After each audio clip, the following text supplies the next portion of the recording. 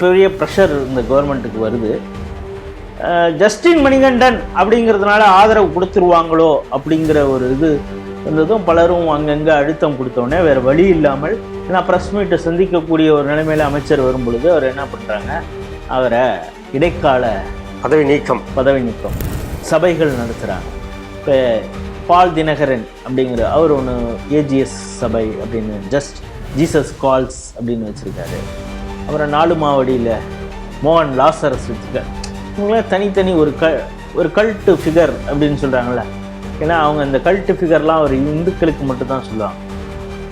நித்யானந்தா இருக்கிறார் பாருங்கள், ஜக்கி வாசுதேவ் இருக்கிறார், ஸ்ரீ ரவிசங்கர் இருக்கிறார். இப்போ இவங்களுக்கெல்லாம் என்னென்னா அது வேறு விதமாக அது வந்து நெளிவு சுழிவோடு சொன்னோம். சுயாதீன சபைகள் ஏக இறைவனின் திருப்பெயரால் அப்படின்னு இவங்க ஆரம்பிக்கிறாங்க. இதை ஏற்றுக்காதவங்களே நீங்கள் என்ன சொல்கிறீங்க? நீ சொல்லல கட்டாய விசுவாசத்தை ஏற்படுத்துவார்னு. இதை ஏற்றுக்காதவங்க நீ என்ன சொல்கிற? காப்பீர் தானே சொல்கிற? இல்லை நீங்கள் ஏற்றுக்கொள்ளாவிட்டாலும் பரவாயில்லை, நீங்கள் அற்புதமான பேவி அப்படின்னு. இப்போ அதில் பலூச்சுக்குன்னு சில பேஜஸ் இருக்குது. பலூச்சிஸ்தான் போஸ்ட் அப்படின்னு ஒரு ஹேண்டில் இருக்குது, எக்ஸ் ஹேண்டில். போய் பார்த்தீங்கன்னா மினிட் வைஸ் அப்டேட்ஸ் அவங்க கொடுத்துருப்பாங்க. பலூச்சில் என்ன நடக்குது, பாகிஸ்தான் ஆர்மியை எத்தனை பேர் போட்டோம், எவன் ஓடலாம், துண்டை காணும் துணியை காணலாம் ஓடனா, எவனை ஹோஸ்டேஜாக பிடிச்சி வச்சுருக்கிறோம்.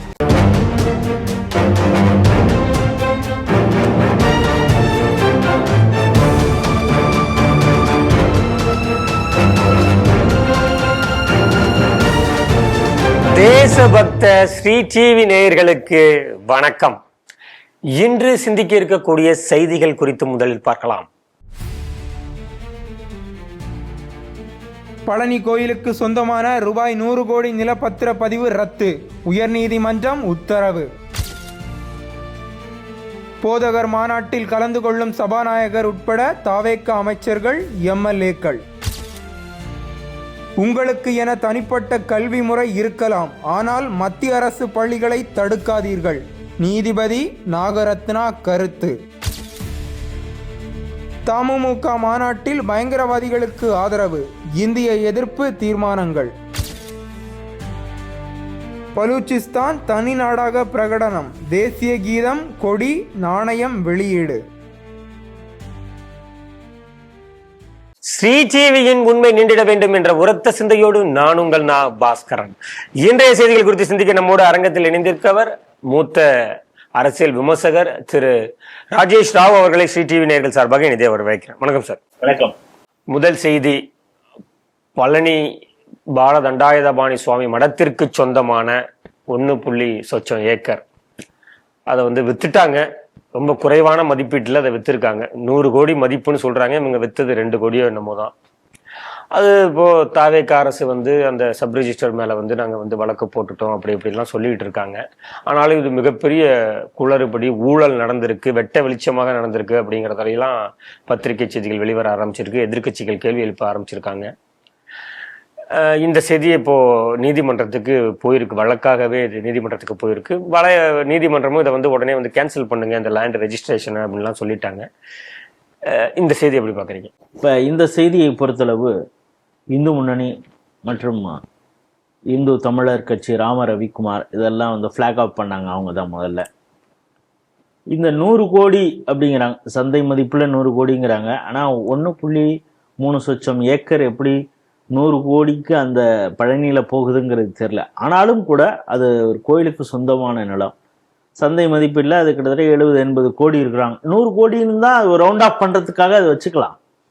ஆனாலும் அதை நீங்கள் யார் பேருக்கு வேணாலும் எழுதி கொடுப்பீங்களா அப்படிங்கிறது ஒன்று இருக்குது.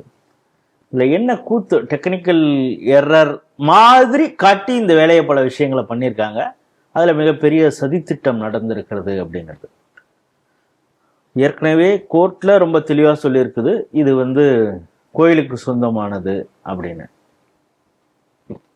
வழக்கு நிலுவையில் இருக்கிறது அப்படிங்கிறதும் சொல்லிட்டு இதை திருட்டுத்தனமாக அங்கே என்ன தீர்ப்பு சொல்லப்பட்டது அப்படிங்கிறத சார் பதிவாளர் அந்த அலுவலகத்துக்கு காட்டாமல் ஒரு விஷயம் பண்ணியிருக்காங்க. கோர்ட்லையும் சில விஷயங்களை மறைச்சிருக்காங்க. தீர்ப்பு ரொம்ப தெளிவாக இருக்கும் பொழுது இதுல இன்னொன்னு, இந்த நீதிமன்றம் செய்த தவறு என்னன்னா, எதிர்த்தரப்பாக தக்கார் இருக்காரு, இது உங்களுக்கு சொந்தமான நிலமா, இதுல என்ன கிளைமிங் இருக்குது என்ன அப்படிங்கிறத விசாரிக்காமலே அவர்களும் தீர்ப்பு ஒன்று கொடுக்குறாங்க. அதை காட்டி சார் பதிவாளர், ஆனாலும் இது போல நடந்து விடும், திருட்டுத்தனமாக இவங்க ரெஜிஸ்டர் பண்ணிடுவாங்க அப்படின்னு நினைத்த அதிசயம் இதெல்லாம். கோயில்லேருந்து என்ன பண்ணுறாங்க, சார் பதிவாளர் அலுவலகத்தில் போய் சொல்கிறாங்க, இது மாதிரி கோயில் கோர்ட்டு உத்தரவு கொடுத்துருக்கு, இதை வேற மாதிரி சொல்லி இங்கே வந்து ரெஜிஸ்டர் பண்ண வருவாங்க, எங்களிடம் கேட்காமல் நீங்கள் ரெஜிஸ்டர் பண்ணக்கூடாது அப்படின்னு ரொம்ப தெளிவாக சொல்லியிருக்காங்க. அந்த நேரத்தில் இந்த பதிவு செய்தவர் ரொம்ப உஷாராக என்ன பண்ணியிருக்காரு, இப்படி இருந்தால் ஒரு நோட்டு வேறு, இது ஒரு நோட்டு போடுறது மாதிரி தானே, வந்தால் ஓகே ரெஜிஸ்ட்ரேஷனுக்கு வந்தால் நம்ம ரெஜிஸ்டர் பண்ணக்கூடாது அப்படின்னு இது பண்ணிடுறாங்கன்னு. அவர் பர்பஸாக அவர் வந்து லீவுக்கு போனாரா,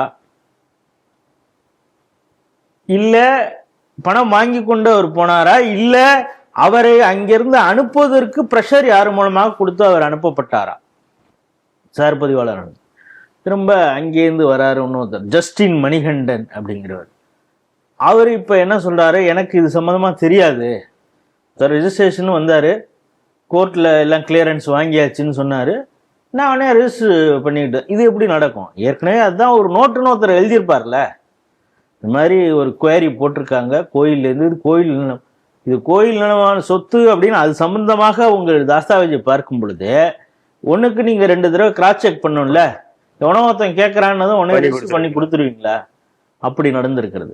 இப்போ கோர்ட்டு என்ன சொல்லுது, ஜஸ்டின் மணிகண்டன் சார் பதிவாளர், இதாவது நான் ஸ்ட்ரெஸ் பண்ணி சொல்கிறேன், அதனால் அவர் போனால் போகுதுன்னு பதிவு செய்ய கொடுத்துருப்பாரு அப்படின்னு பேரை வச்செல்லாம் நான் சொல்ல வரல, ஆனாலும் அவர் பேர் என்னங்கிறத சொல்கிறேன். ஜஸ்டின் மணிகண்டன் என்ன பண்ணுறாரு, அவருக்கு பெரிய ப்ரெஷர் இந்த கவர்மெண்ட்டுக்கு வருது, ஜஸ்டின் மணிகண்டன் அப்படிங்கிறதுனால ஆதரவு கொடுத்துருவாங்களோ அப்படிங்கிற ஒரு இது வந்ததும் பலரும் அங்கங்கே அழுத்தம் கொடுத்தோடனே வேறு வழி இல்லாமல், ஏன்னா ப்ரெஸ் மீட்டை சந்திக்கக்கூடிய ஒரு நிலைமையில அமைச்சர் வரும் பொழுது அவர் என்ன பண்ணுறாங்க, அவரை இடைக்கால பதவி நீக்கம். அங்குதான் இப்போ கோர்ட்டுக்கு ஒரு கேள்வி வருது, ஒருத்தன் தப்பு பண்ணியிருக்கான் அப்படின்னா அவனை எதுக்கு சஸ்பெண்ட் பண்ணுறீங்க? அவனை வந்து டிஸ்மிஸ் பண்ண வேண்டியது தானே. இது என்ன இடைக்காலமாக அப்படின்னா திரும்ப அவரை சேர்த்துக்கிறதுக்கான ஏதாவது வேலை பண்ணுவீங்களா அப்படின்னு நமக்கும் இப்போது வரைக்கும் இருக்கிறது. காரணம், அவர் ஜஸ்டின் மணிகண்டனாக இருப்பதனால யாருடைய ப்ரெஷரில் மீண்டும் இந்த ஆட்சியில் வேற ஏதோ ஒரு பதவி கொடுத்து ஒரு 3 மாதம் ஒரு கேப்பு கொடுத்து திரும்பவும் அவரை பதவிக்கு கொடுக்கக்கூடிய வேலைகளை செய்வார்கள் அப்படின்னு நம்பப்படுகிறது. ஆனால் இதே இந்த செய்தியில் ஒரு பரபரப்பை கூட்டணுங்கிறதுக்காக அமைச்சர் ரமேஷுடைய சொந்தக்காரர்லாம் உருட்டினாங்க. அதை வைத்தெல்லாம் ஒரு குரூப், பாருங்கள் இவர் தான் வந்து ட்ரெயினில் வரவர், செங்கல்பட்டிலிருந்து சாதாரணமாக வந்தவர், சாதாரண ஆட்கள் எல்லாம் எம்எல்ஏ அமைச்சராக ஆகிவிட்டார்கள் என்று தாவேக்கா சொன்னதை 100 கோடிக்கு ரிஜிஸ்டர் செய்திருக்கிறார்களே அப்படின்லாம் அடிச்சு விட்டாங்க. அதெல்லாம் பரபரப்புக்கு இருந்தது, அதுக்கும் அவருக்கும் சம்பந்தம் இல்லை அப்படிங்கிறதுலாம் ஒன்று. அதே நேரத்தில் அவர் கரூர் இனாம் நிலத்தில் அவர் அடிச்சு விட்டது, அது நைனாரை கிண்டலாக பேசி அதுக்கு ஒருத்தலாம் சிடிவிலே நம்ம அதுக்கு பதில் சொல்லியிருக்கோம். இப்போ இது வந்து பழனி சம்பந்தமானது, இந்த அரசாங்கம் எவ்வளோ அலட்சியமாக இருந்திருக்கிறது அப்படிங்கிறது. இப்போ இதே போல் இன்னொரு செய்தி இன்னைக்கு காலையில் வந்திருக்கு, என்னென்னா ஈரோடு கவுந்தப்பாடியில், அதாவது இந்த தாவேக்கா அரசு சொன்னதை செய்கிறதாங்கிறதுக்கு தெரியணும்ல, அதுக்காக அந்த செய்தியும் சேர்த்து சொல்ல வேண்டியதாக இருக்குது. நம்ம அது தனியாக ஒரு நியூஸை கூட போட்டிருக்கோம். அதில் பார்த்திங்கன்னா கவுந்தப்பாடியில் அங்கே மிக பழமையான ஒரு சிவன் கோயில் இருக்குது, அங்கே சிவனடியார்கள் டெய்லி அங்கே பூஜை இதெல்லாம் பண்ணுறாங்க. கோயிலுக்கு பக்கத்திலேயே 2 டாஸ்மாக் இருக்கிறது, அதற்கு கடை என்னெல்லாம் போட்டிருக்காங்க, 3801 3809 அப்படின்னு 2 கடைகள். இது சம்பந்தமாக அந்த கடைகளை இவங்க தானே அறிவிச்சாங்க, வந்த உடனே ஒரு 771 கடைகளை நாங்கள் நீக்கிட்டோம். பள்ளி கல்லூரி வழிபாட்டு தலங்க பக்கத்தில் இருக்கிறதுலாம் பார்த்தீங்கன்னா அங்கே பேருக்கு சொன்னாங்களே சொல்லி அங்கே நீக்கலை, மனு கொடுத்துருக்காங்க. வருவாய்த்துறை, வட்டாட்சியர், கோட்டாட்சியர் எல்லாரையும் பார்த்து டாஸ்மாக்கு யாராருக்கெல்லாம் போய் பார்க்கணுமோ எல்லாம் பார்த்துருக்காங்க. இதோ பண்ணுறேன், 7 நாளில் பண்ணுறோம், 20 நாளில் பண்ணுறோன்னு ஒன்றுமே பண்ணலன்னொடனே இன்னைக்கு சிவனடியார்கள் எல்லாருமே சேர்ந்து உண்ணாவிரத போராட்டத்தை அறிவிச்சாங்க. உண்ணாவிரத போராட்டத்தை அறிவித்த உடனே வேறு வழி இல்லாமல் இன்னைக்கு வட்டாட்சியர் பேச்சுவார்த்தை நடத்தி ஒரு கடையை உடனே நாங்கள் க்ளோஸ் பண்ணுறோம். அதை ரீலொகேட் பண்ணுவாங்கன்னு நினைக்கிறேன்.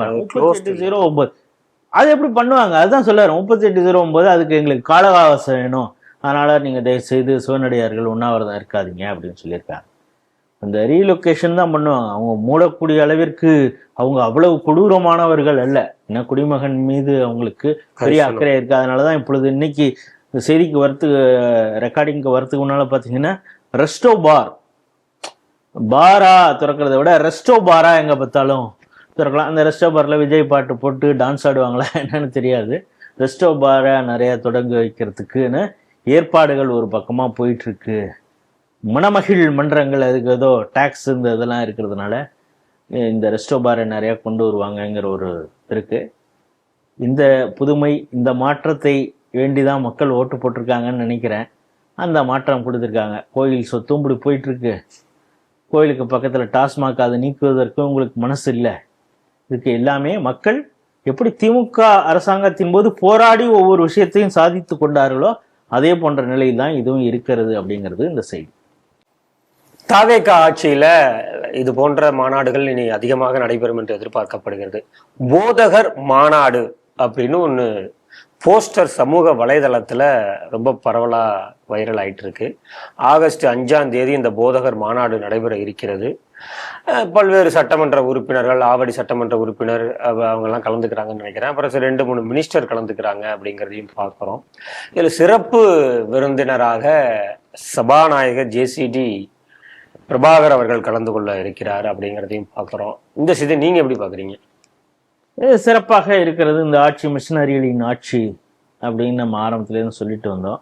இப்போ திமுக மிஷினரிகள் போட்ட பிச்சையினால் வந்த ஆட்சி அப்படின்னு பார்த்தா இது மிஷினரிகளாலேயே நடத்தப்படுகிற ஒரு ஆட்சி. அப்படின்னா பெரும்பாலான முக்கிய பொறுப்புகளை எல்லாம் அவர்கள் கிறிஸ்தவர்களுக்கு கொடுத்துருக்காங்க அப்படிங்கிறது. காரணமும் முதல்வராகவே ஜோசப் விஜய் இருக்கிறார் அப்படிங்கிறதையும் தாண்டி இது பகிரங்கமாக இது நமக்கான ஆட்சி, தேவ தூதனாக அவர் ஆசீர்வதிக்கப்பட்டவர் ஆட்சிக்கே வந்திருக்கிறார் அப்படின்லாம் பல கிறிஸ்துவ சபைகள் எல்லாம் கொண்டாட ஆரம்பிச்சிருக்காங்க அப்படிங்கிறத பார்க்கலாம். பொதுமக்கள் பார்வையில ஒரு எளிய பிள்ளை ஆட்சியை பிடிச்சிருக்கிறார். பிள்ளைதான், எளிய பிள்ளைதான் அவர் ஆட்சியை பிடிச்சிருக்கிறாரு. அவர் எளிய பிள்ளைகள் பல எம்எல்ஏக்களாகவும் ஆகியிருக்கிறாங்க அப்படிங்கிறதையும் பார்க்குறோம். இது ஒரு பக்கம் இருந்தா கூட இப்போ சமீபத்தில் ஒரு சர்ச் அவங்க சுயாதீன சபைகள், அந்த அந்த வார்த்தையை நம்ம பயன்படுத்தலாம். இந்த வார்த்தை அதிகமாக பயன்படுத்தப்படுவது இலங்கையில். அது இவங்க சமஸ்கிருதத்திலாம் உள்வாங்கிப்பாங்க, வேதாகமம் அப்படின்லாம். நம்ம இந்த புதுசாக சுயாதீன அப்படின்னு என்னன்னா தனித்தனியாக சர்ச்சு நடத்துவாங்க, சபைகள் நடத்துகிறாங்க. இப்போ பால் தினகரன் அப்படிங்கிற அவர் ஒன்று ஏஜிஎஸ் சபை அப்படின்னு ஜஸ்ட் ஜீசஸ் கால்ஸ் அப்படின்னு வச்சிருக்காரு. அப்புறம் நாலுமாவடியில் மோகன் லாசரஸ் வச்சிருக்காரு. இவங்கள தனித்தனி ஒரு கல்ட்டு ஃபிகர் அப்படின்னு சொல்கிறாங்களே. ஏன்னா அவங்க இந்த கல்ட்டு ஃபிகர்லாம் ஒரு இந்துக்களுக்கு மட்டும்தான் சொல்லுவாங்க. நித்யானந்தா இருக்கிறார் பாருங்கள், ஜக்கி வாசுதேவ் இருக்கிறார், ஸ்ரீ ரவிசங்கர் இருக்கிறார். இப்போ இவங்களுக்குலாம் என்னென்னா அது வேற விதமாக நெளிவு சுழிவோட சொல்லணும், சுயாதீன சபைகள் அப்படின்னு. அந்த சுயாதீன சபைகளில் நடந்த ஒரு மீட்டிங்கில் பீட்டர் அல்போன்ஸ் சொல்றாரு, பாருங்க நமக்காக ஆட்சி இப்ப வந்திருக்கு, நம்ம இந்த ஆட்சியை ரொம்ப தொல்லை பண்ணக்கூடாது. ஏன்னா அவங்களே பண்ணி கொடுத்துருவாங்க, அதனால நம்ம ரொம்ப தொல்லை பண்ண வேண்டாம். ஏன்னா அவங்க ஆட்சியில வந்துட்டாங்க அப்படிங்கிறது அவங்க எல்லாருக்கும் ஒரு அரசாக இருப்பாங்க, எல்லா மதத்தினருக்கும் அரசாங்கம் இருப்பாங்க. ஆனா முதல்வராகவே நம்ம ஆள் இருக்கிறாரு, நமக்கு தேவையானதெல்லாம் நடக்கும், கேட்டு பெற வேண்டும். அந்த கேட்டு பெற்று தர வேண்டிய இடத்துல யார் இருக்காங்கன்னா ஜேசிடி பிரபாகர் இருக்கிறார். மதமே இல்லை, கடவுள் நம்பிக்கை எங்களுக்கு கிடையாது, சமத்துவம் மட்டும்தான் எங்களுக்கு முன்னால இருக்கு அப்படின்லாம் மேடையில வாய்க்கிலேயே பெரியாரிசம்லாம் பேசிட்டு இருக்கக்கூடிய வன்னியரசை பக்கத்துல வச்சுட்டு சொல்றாரு. நம்ம ஆரம்பத்திலே நான் சொன்னோம், இந்த கடவுள் இல்லை, அது குறிப்பாக இந்து கடவுள்களை எவன்லாம் கேலியும் கிண்டலும் செய்கிறாங்கன்னா அவன் அநேகமா எங்க இருப்பான் அப்படின்னு. ஸோ அவர் ஜேசிடி பிரபாகர் எந்த அளவுக்கு சொல்கிறாரோ, பாஸ்டராக அவர் இருக்கிறார் அப்படிங்கிற அளவுக்கு அவர் சொல்றாரு, அந்த அளவுக்கு வன்னியரசுன்னு சொல்றாரு, இவங்கெல்லாம் கேட்டு பெறுவாங்க. ஸோ அதுலேருந்து வன்னியரசு யார் அப்படிங்கிறத என்ன பண்ணிக்கலாம். 2 எம்எல்ஏக்கள் விசிகால இருந்தாலும் ஏன் வன்னியரசை சூஸ் பண்ணாங்க அப்படிங்கிறதையும் புரிஞ்சுக்கணும். ரொம்ப நாள் வன்னியரசு அந்த கட்சியில இருந்தாரு அப்படிங்கிறதுக்காக இல்லை, அப்படிங்கிறதையும் புரிஞ்சுக்க வேண்டியதாக இருக்குது.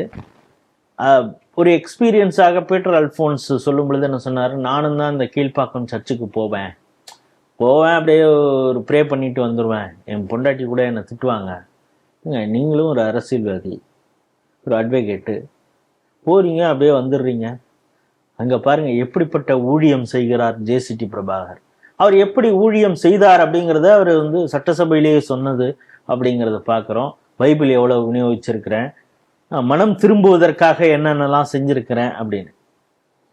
எங்களுக்கு இப்படி ஒரு முக்கியமான தருணத்திலே நாங்கள் இருக்கிறோம் அப்படின்னு சொல்லி பழைய ஏற்பாடு புதிய ஏற்பாடை பற்றியெல்லாம் சொல்லி அங்கே இருக்கக்கூடிய அந்த சுயாதீன சர்ச்சில் இருக்கக்கூடிய பாஸ்டர் எல்லாம் பேசுனதை பார்க்குறோம். ஸோ இதை மிஷினரிகளுள் டைரக்டாக ஆட்சி கட்டுப்பாட்டில் இருக்கக்கூடிய ஒரு அரசு போல தான் இது செயல்படுகிறது. அதனால் இது நமக்கான ஆட்சிடா, எல்லா ஃபங்க்ஷனுக்கும் நம்ம யார் ஆனாலும் கூப்பிடலாம் அப்படின்னு. அதில் பார்த்தீங்கன்னா லிஸ்ட்லாம் வெளியுறவுத்துறை அமைச்சர்னு ஒருத்தர் இருக்கார். அவர் எந்த நாட்டுக்கு வெளியுறவுத்துறை அமைச்சர்னு தெரியல, அது டைப்போ ஏறாரு. அப்போ நமக்கு இந்த போஸ்டர் நிகழ்விடம் ஏதோ பெயிண்ட் மாதிரி அடிச்சிருக்கிறாங்க, அது ஒழுங்காக தெரியல. இது சும்மா அடிச்சிருக்காங்களா இல்லை உண்மையிலேயே இப்படி ஏன்னா அவர் பாஸ்டர் யாருங்கிறதெல்லாம் படத்தோட தான் போட்டிருக்காங்க.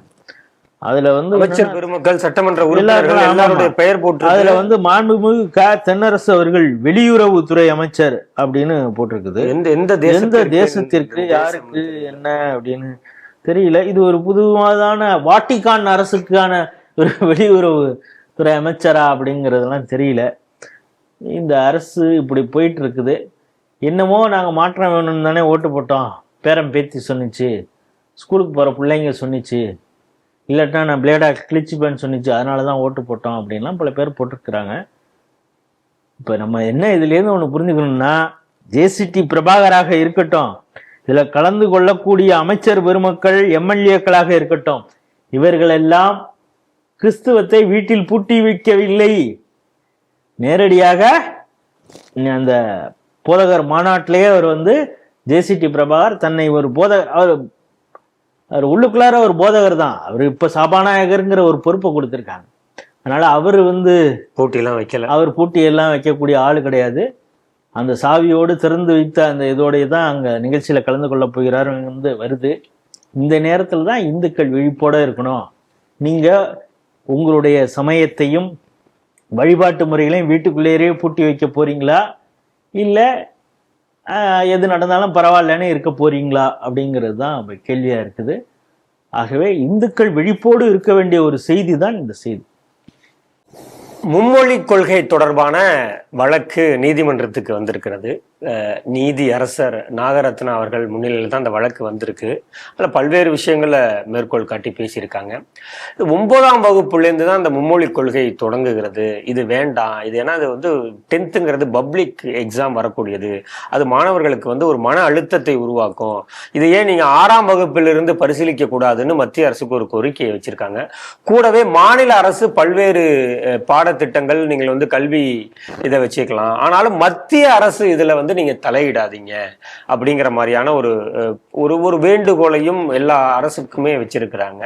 இது ரெண்டையும் எப்படி பாக்குறீங்க? இல்லை, இந்த தீர்ப்பு கொஞ்சம் குழப்பமும் அதே நேரத்தில் ஒரு பேலன்ஸ்டாகவும் ஒரு கருத்தை சொல்லியிருப்பதாக தான் பார்க்குறேன். அவன் சொல்றது ரைட்டு. திடீர்னு 9ஆம் வகுப்புலேருந்து இன்னொரு லாங்குவேஜுங்கிறது அது குழப்பமாக இருக்கும். அது குறித்து விளக்கமும் மத்திய அரசு ஏற்கனவே சொல்லியிருந்தது. இந்த ஆண்டு நாங்கள் அப்படிலாம் சொல்லலை அப்படிங்கிற ஏற்கனவே சொல்லியிருந்தோம். ஒரு விஷயம் என்ன சொன்னாங்க, 3ஆம் வகுப்பில் இருந்தால் அதுங்களுக்கு தேவையில்லாத ப்ரெஷரு அப்படின்னு ஆக்டர் சூர்யா போன்றவர்கள் இருந்தார். ஆனால் அவங்க 5-6 லாங்குவேஜ் எப்படி கற்றுக்கிட்டாங்க அப்படிங்கிறது தெரியல. கார்த்திக்லாம் ரொம்ப ஃப்ளூயண்ட்டாக தெலுங்கு பேசுகிறார். அதாவது வேலை நிமித்தமாக கற்றுக்கொண்டார்கள் அப்படிங்கிறதையும் தாண்டி சில இடத்துல நீங்கள் இயல்பாக கம்யூனிகேட் பண்ண அந்த தொடர்பிலேயே நீங்கள் இருந்தால் தானே படிக்க முடியும். ஸோ படிக்க காலத்தில் இங்கே தமிழ்நாட்டில் படிக்கிறவன் அவனுக்கு ஹிந்தி ஆக்சஸும் இல்லாமல், வேறு எந்த மொழி, புதிய மொழி, 3வது மொழி ஆக்சஸ் இல்லாமல் அவன் எப்படி அந்த லாங்குவேஜை கற்றுப்பான் அப்படிங்கிறதும் ஒன்று இருக்குல்ல. அது வேலை நிமித்தமாக அவனால் கற்றுக்க முடியும் அப்படிங்கிறது ஒரு பக்கம். இப்போ 3வது மொழி அப்படிங்கிறப்பவே அது எப்படி இந்தியாக இருக்கும் அப்படின்னும் நாகரத்னா அவர்கள் கேட்டிருக்காங்க. ஏன் சமஸ்கிருதம் இருந்தா என்ன? அப்படிங்கிற ஒரு கேள்வியும் கேட்குறாங்க. மாநில அரசு அதாவது NAP-ல வந்து தெளிவா சொல்லியிருக்காங்க, 3வது மொழியாக எதை வேணாலும் சூஸ் பண்ணலாம், ஹிந்தி மட்டுமேன்னு சொல்லலைங்கிறதையும் அவங்க நீதியரசர் வாயிலிருந்தே அது வந்துருக்கு, அது சொல்லியிருக்காங்க. ஆகவே இதையெல்லாம் கன்சிடர் பண்ணுங்க, 9ஆம் வகுப்புலேருந்து பண்ணணுமா அப்படிங்கிறதையும் சொல்லிட்டு இன்னொரு விஷயத்த சொல்லியிருக்காங்க. நவோதயா பள்ளி அது வந்து ஏற்கனவே அது லேண்டு பாருங்க அப்படின்னு சொல்லி கால அவகாசம் வேணும்னு மாநில அரசு கேட்டது. போதிய கால அவகாசம் கொடுத்தாச்சு. இப்போ திரும்பவும் கால அவகாசம் வேணுங்கிறாங்க. சரி போய் தொலையுது, நாங்கள் கொடுக்குறோம், ஆனால் இனிமேலாவது நீங்கள் செய்வீங்களா? ஆனால் நான் உங்கள்கிட்ட ஒரு விஷயத்தை நான் தெளிவுபடுத்துகிறேன்.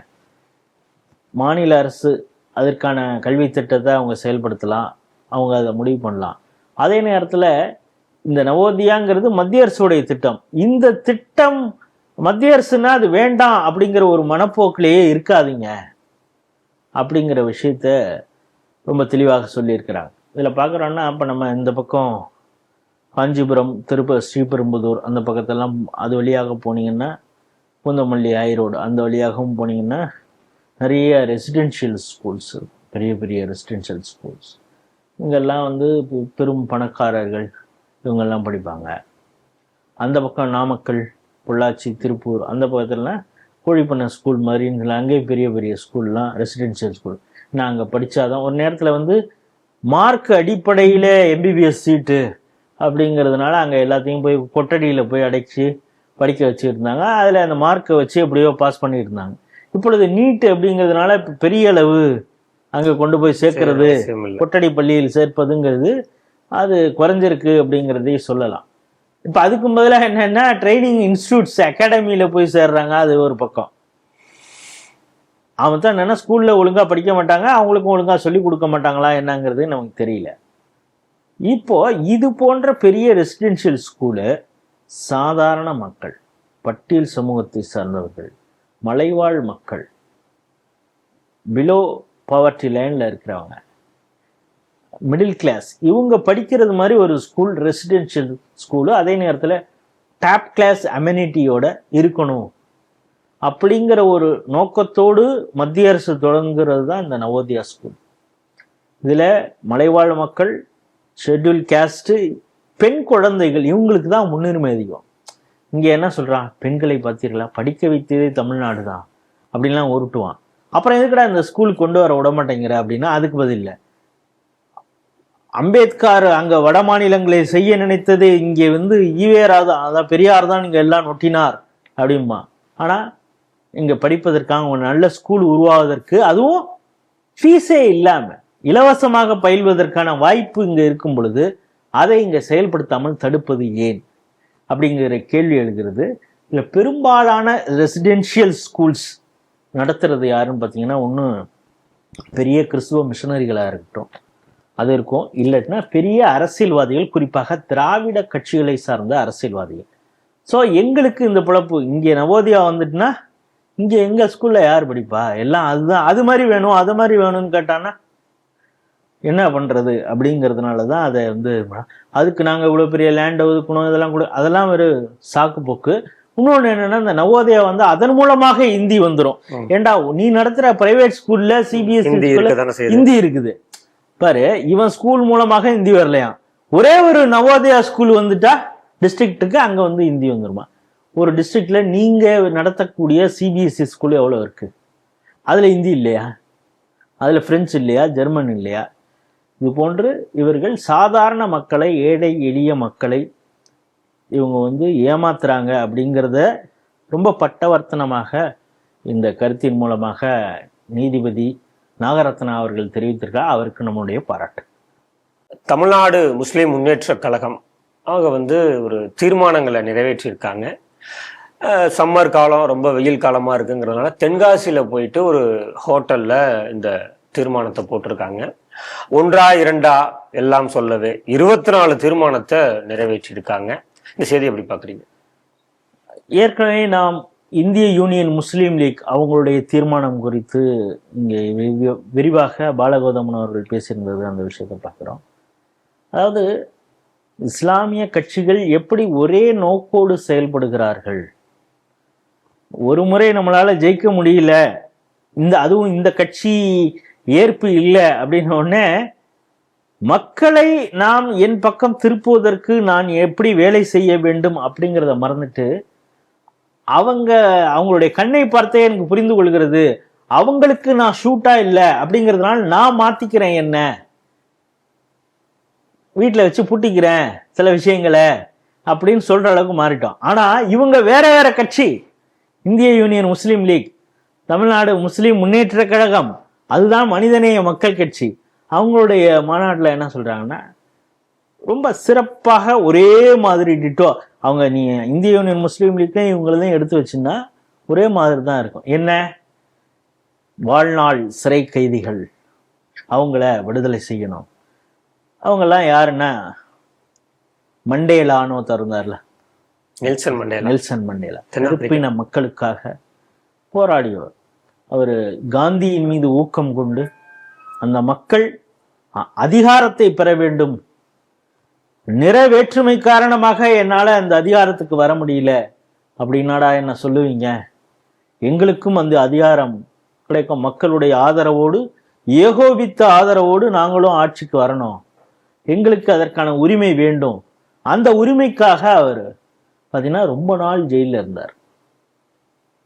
அது போன்ற சிறைவாசிகளா இவர்கள். அந்த போன்ற ஒரு உரிமைக்காக இஸ்லாமியர்கள் எந்த ஸ்கூல்லையும் படிக்க முடியல, எந்த காலேஜிலையும் அவங்களுக்கு அனுமதி இல்லை, படிப்பதற்கான வாய்ப்பு அவர்களுக்கு தடுக்கப்படுகிறது. காரணம் அவர்கள் இஸ்லாமியர்கள் என்பதனாலேயே அவங்களால படிக்க முடியல. இந்த உரிமையை பெறுவதற்காக அவர்கள் போராடி சிறைவாசம் பெற்று ரொம்ப கஷ்டப்படுறாங்களா, அவங்களால அங்க அந்த ரொம்ப கொடுமையான சிறைவாசத்தை அனுபவிக்கிறார்களா அப்படின்னு நீங்க பாத்தீங்கன்னா அதெல்லாம் இல்லை. அதிகம் இல்லை ஜென்டில்மேன், ஒரு 58 பேரை குண்டு வச்சு கொண்டு இருக்காங்க, ஒரு 248 பேரு ஒரு முடமாகிற சூழல், ஒரு நடைப்பிணமாக, இன்னும் அவங்கள்ட்ட அந்த இரும்பு துகள்கள்லாம் அந்த குண்டு வெடிச்சது அதெல்லாம் பாடியில இருந்து ஊனமாக அங்க ஈனமாக இருக்கிறாங்க. இவ்வளவுதானே செஞ்சிருக்காங்க. அவங்கள நீங்க அப்படியே ஜெயிலே வச்சிருப்பீங்களா? அவங்களுக்குன்னு குடும்பம் இல்லையா? இந்தா 2 வருஷமா அவங்கள நீண்ட கால பரோல்ல விட்டீங்க, அவங்க குடும்பம் கொடுத்தோன்னெல்லாம் நடத்திருந்தாங்க. இப்ப திடீர்னு அவங்கள திரும்பவும் போய் ஜெயில இருக்க சொன்னா அவங்க எவ்வளவு கஷ்டப்படுவாங்க. இல்லைங்க, பாதிக்கப்பட்டவர்கள்லாம் நிறைய பேர் இருக்காங்களே, அவங்க குடும்பம் அது வேறங்க. இவங்க என்ன தப்பு பண்ணிட்டாங்க? குண்டு தானே வச்சாங்க, 54 பேரை தானே கொன்னாங்க. அதுக்கப்புறம் அவங்க ஹாஸ்பிட்டல்ல எல்லாம் வச்ச குண்டு வெடிக்கல இல்ல, பெரிய கார்ல வச்ச குண்டு வெடிக்கல இல்ல, இல்லட்டா ஒரு 1000 பேர் செத்துருப்பாங்க. பட் அதெல்லாம் நீங்க தடுத்துட்டீங்க தானே. அந்த ஒரு நல்ல நோக்கத்தை அந்த வெடிக்க முடியாத அளவிற்கு அவங்க குண்டு வைத்திருக்கிறார்களே 2-3 இடத்துல, அந்த ஒரு கருணை கொண்டு அவங்கள வெளியிடுங்கன்னு இவங்க கேட்கிறாங்களான்னு தெரியல. இவர்களெல்லாம் மனிதர்களா, மனித பிறவிகளா? இவங்களால எவ்வளவு தைரியமாக ஒரு பயங்கரவாதிக்கு ஆதரவாக ஒரு தீர்மானம் வைக்க முடியுது அப்படிங்கிறது. அதுக்கப்புறம் இந்த தாவேக்கா அரசை குறித்து பார்த்துக்கப்பா, ஏற்கனவே திமுக எங்களுக்கு ஆதரவாக பல விஷயங்களை செய்திருக்குது. வக்ஃப் வாரியத்துல இந்துக்கள் மத்திய அரசு, மத்திய பிரதேஷ்ல வந்தாச்சு, உத்தரப்பிரதேஷ்ல, எல்லா கவர்மெண்ட்லயும் ஒன்று, தெலுங்கானால கூட வருவதற்கான வாய்ப்பு இருக்கு அப்படிங்கிறதெல்லாம் சொல்லும்போது இங்கே விடக்கூடாது அப்படிங்கிறாங்க. அப்புறம் 3.5 இடஒதுக்கீடு, ஜிஆர் சுவாமிநாதன் அவர்கள் இப்பொழுது வழங்கிய தீர்ப்பு ஓபிசின்னு கிளைம் பண்றது, அதையெல்லாம் மேல்முறையீடு செய்து அதெல்லாம் பழையபடி என்ன தீர்ப்பு இருந்ததோ அதை தான் செயல்படுத்தணும். அதாவது அது கட்டாய விசுவாசத்தை ஏற்படுத்தக்கூடாது. என்னடா கட்டாய விசுவாசம்னா, வந்தே மாதரம்ங்கிற ஒரு பாடலை பாட சொல்லி இது பண்ணக்கூடாது. சரி, நீ பாட வேண்டாம், வேற யாராவது அப்படின்னா தமிழகத்துக்கே வந்தே மாதரம் கூடாது அப்படின்னா எனக்கு ஒரே ஒரு விஷயம் இல்லை. அதாவது கட்டாய விசுவாசத்தை ஏற்படுத்தும், இதை பாடலைன்னா அவன் தேசபக்தனே இல்லை அப்படிங்கிறது மாதிரி கட்டமைப்பதற்காகவே பாஜகவும் RSSம் வந்தே மாதரத்தை தமிழகத்தில் திணிக்கிறது அப்படின்னு ஒரு விஷயம் சொல்றாங்க. ஏக இறைவனின் திருப்பெயரால் அப்படின்னு இவங்க ஆரம்பிக்கிறாங்க. இதை ஏத்துக்காதவங்களே நீங்க என்ன சொல்றீங்க? நீ சொல்றீல கட்டாய விசுவாசத்தை ஏற்படுத்துவாருன்னு. இதை ஏத்துக்காதவங்க நீ என்ன சொல்ற? காஃபிர் தானே சொல்ற? இல்ல, நீங்கள் ஏற்றுக்கொள்ளாவிட்டாலும் பரவாயில்லை, நீங்கள் அற்புதமான பேவி அப்படின்னு. இப்ப கொஞ்ச நாள் முன்னாடி ஒருத்தர் வீடியோ பேசிருக்கிறாரு, பிராமண சமூகத்தை எல்லாம் நீங்க எல்லாம் சபிக்கப்பட்டவர்கள், காரணம் நீ பிராமணனாக பிறந்ததே அல்லாவால் சபிக்கப்பட்டதுனால தான்டா பிறந்த. அதாவது அவர்கள் உயர்ந்தவர்கள் அப்படிங்கிறதுனால தீண்டாமை இல்ல, நீ யாரையும் தொட முடியாத அளவுக்கு உன்னை எங்க அல்லாஹ் உன்னை படைச்சிட்டான், அவன் கொடுத்த சாபத்தினால தான்டா நீ பிராமணனாக ஆயிட்ட அப்படின்லாம் அவர் ஒரு பயங்கரவாத செயலில் ஈடுபட்டு கோர்ட் வரைக்கும் போய் அதுக்கப்புறம் வெளியில வந்தவர். போதிய ஆதாரம் இல்லாத வகையிலே அந்த கேஸை நடத்தி அவர் அந்த வாய்ப்புல வெளியில வந்தவர். அவர் இப்ப பேசியிருக்காரு. ஆகவே நீங்க மற்றவங்களை எப்படி பாக்குறீங்கிறது இருக்கு. ஆனா இவங்க சமூக நீதி இதெல்லாம் பல தீர்மானங்களை போட்டிருக்காங்க. இந்த தீர்மானங்கள் இந்திய எதிர்ப்பு. இல்ல ராமர் ஜென்ம கோவில் விசாரணை நடத்தணுமா, ஆட்சிக்கு கீழே கொண்டு வரணுங்கிறத சொல்லியிருக்காங்க. ஆனா வக்ஃப் போர்டுல அந்த போர்டு எப்படி வரையறை இருக்கணுமோ அதன்படி இங்க செயல்படக்கூடாது. ஆனா அயோத்திக்கு எப்படி விசாரணை பண்ணணும் அப்படிங்கறதெல்லாம் இவங்க சொல்லுவாங்க இவங்க மாநாட்டுல. தென்காசியில் மகளிர் கல்லூரி வேணும்னு பொதுவான விஷயங்களும் டெல்டாவை பத்தி அப்படி இல்லை. அது ஒரு 2-3 இது எப்பவுமே இருக்கும். இந்த 23ல ஒரு 3 கோரிக்கை மட்டும்தான் பொதுவான கோரிக்கை, பாக்கி எல்லாம் அவர்கள் மதம் சார்ந்தே. இப்ப இவனுக்கும் இந்து ஓட்டு போட்டிருக்கான்ல, அவன்லாம் ஒரு தடவை தலையில அடிச்சுக்கிட்டு இதுக்குதான் ஓட்டு போட்டோமா அப்படின்னு அவன் யோசிக்கணும். குடும்ப அட்டைகள் எல்லாம் விரைந்து வழங்கிடணும், அதை பெண்டிங் வைக்க கூடாது. அங்கதான் பாஸ்போர்ட்ல பெண்கள் பாஸ்போர்ட் எடுக்கிறாங்க, அவங்கள நேரடியாக விசாரிக்க கூடாது, அவங்கள போலீஸ் ஸ்டேஷனுக்கு வர சொல்லக்கூடாது. அதாவது வெரிஃபிகேஷன் அப்படிங்கிற ஒரு விஷயத்துல எங்களை எங்கேயுமே நீங்க உட்படுத்தக்கூடாது, இஸ்லாமியர்களை எங்கேயுமே விடுதா. ஏர்போர்ட்டா அவன் என்ன வேணாலும் எடுத்துட்டு வருவான் சார், நீங்க எதுக்கு அவனை போய் ஸ்கேன் பண்ணி செக் பண்ணி அவன் கஞ்சா வச்சிருக்கான்னா இப்படி. இப்போ இன்னைக்கு ஒரு திருச்சியிலேயே எங்கேயோ ஒன்று பிடிச்சாங்க, 6.3 கோடி மதிப்புள்ள கஞ்சா, உயர் ரக கஞ்சா. பார்த்தீங்கன்னா அந்த மர்மமான அந்த மதத்தை சார்ந்தவர்கள் தான். இப்போ அவனெல்லாம் எதுக்கு நீங்க ஸ்கேன் பண்றீங்க? அடுத்தது இன்னொன்னு சொல்லுவான், ஸ்கேன் பண்றீங்க அவன் யாருன்னு கண்டுபிடிக்கிறேன், அவன் பேரை ஏன் வெளியில சொல்றீங்க? பேரை வெளியில சொன்னாலே அது எந்த மதம் என்று தெரிகிறது அல்லவா, நீங்கள் பூட்டி வைக்க முடியாது. எந்த மதம் என்று தெரிகிறது அல்லவா, பேரை சொன்னாலே தரம் எளிதில் விளங்கும் அல்லவா, அதை ஏன் சொல்றீங்க? இப்படிலாம் கூட இவங்க தீர்மானமாக நாளைக்கு சொல்லலாம். ஆகவே நிலைமை அப்படி போயிட்டு இருக்கு. அவர்களுக்காக மட்டுமே சிந்திக்கிறார்கள், அதற்காகவே வேலை செய்கிறார்கள்.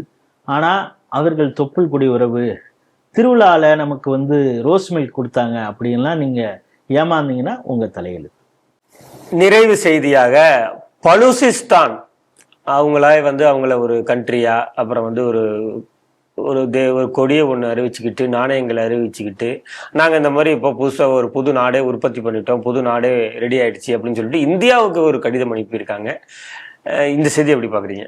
அந்த லெட்டர் சோசியல் மீடியாவில் நேற்று முழுக்க பரவியது. 15ஆம் தேதி குறிப்பிட்டு வெளியிட்டிருக்காங்க. அந்த லெட்டருக்கு பேர் the republic of Balochistan, the vision of sovereignty and development for Balochistan அப்படின்னு சொல்லி. இந்த பலூச் அப்படிங்கிறதுக்கு அதற்கான கலாச்சாரம் எப்படி, பண்பாடு எப்படி, மொழி, இதுக்கும் பாகிஸ்தானுக்கும் சம்பந்தமே இல்லை. அது பஞ்சாபை சார்ந்த அவங்க ஆதிக்க மனப்பான்மை கொண்ட ஒரு கூட்டம். அவங்களையும் எங்களையும் நீங்க ஒன்று சேர்க்காதீங்க, எங்களுக்குன்னு ஒரு தனி பாரம்பரியம் இருக்கிறது, கலாச்சார விழிமீங்கள் இருக்கிறது, எங்களை எதுக்கடா அவங்களோட சேர்க்குறீங்க அப்படிங்கிறது மாதிரி. அதாவது 9000 வருட வரலாறு இருக்கிறது அப்படின்லாம் சொல்லியிருக்காங்க. இங்கு இருக்கக்கூடிய மலைகள், பாலைவனங்கள், நீர்பரப்பு, மண்ணுக்கு அடியிலே இருக்கக்கூடிய தாது மைன்ஸு எல்லாமே பலூச்சுக்கு சொந்தமானது. 10 பைசா நயா பைசா பாகிஸ்தான்லேருந்து இங்கேருந்து போகக்கூடாது, நாங்கள் ஒரு தனி நாடாகவே ஆகிவிட்டோம், எங்களுக்குன்னு ஒரு கொடி இருக்கிறது, எங்களுக்குன்னு ஒரு நாணயம் இருக்கிறது. நாணயமே வெளியிட்டிருக்காங்க. அது சொல்லிட்டு அவங்க என்ன சொல்றாங்கன்னா, எங்களை கன்சிடர் பண்ணுங்க, எங்களை இன்னொரு நாடுன்னு கன்சிடர் பண்ணுங்க, பாகிஸ்தானுடைய ஒரு பகுதியாக எங்களை பார்க்காதீங்க அப்படின்னு சொல்லியிருக்காங்க. பல முறை